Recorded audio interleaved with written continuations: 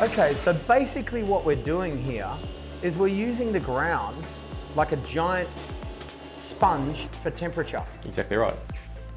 Wow. We use that ground to kind of store all the heat in, and then in wintertime we pull it back up to heat all the slabs. And this heat pump distributes all of that. Correct. This is a water-to-water heat pump, or better known as a geothermal heat pump. And a water-to-water heat pump, unlike an air conditioner, instead of blowing the hot air outside, we're actually putting that into fluid. So we're either rejecting the heat to the ground in summertime, or we're pulling that heat out of the ground in wintertime. Right. Okay, so basically what we've got is we've got two water-cooled VRV air conditioners, right? Yep. And they are connected to the entire system.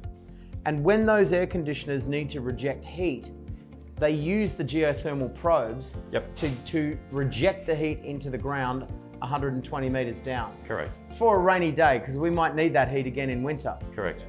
Right.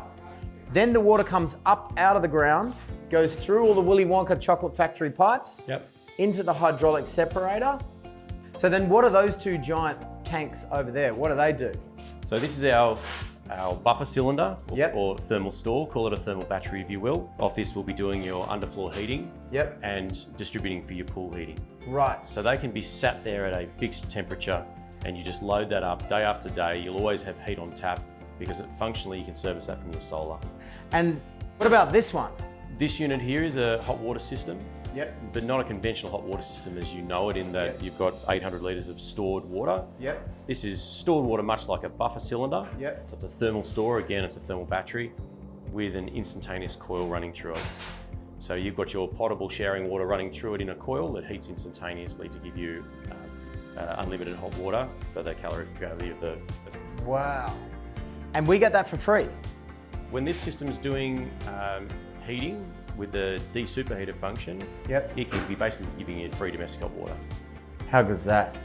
So the whole system heats the swimming pool, gives us hot water, runs the air conditioning systems, and runs the whole hydronic heating system for all the floors and the slabs throughout the entire home.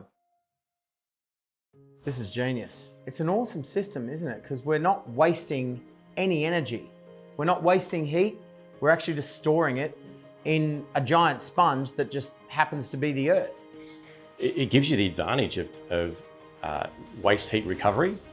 So instead of in an air source system where you would be exhausting that heat or that cool out into the environment, it gives you the opportunity to use that energy up above ground.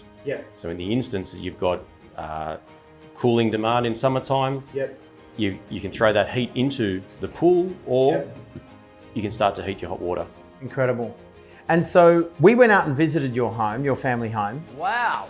And I was super impressed because you've put down 2 probes and you've not had an energy bill in 3 years, and you got a check back from your energy provider for $18. After the first year. So that's success, right? Correct. So what's the difference here in our system as compared to your system? What have we done that you haven't done?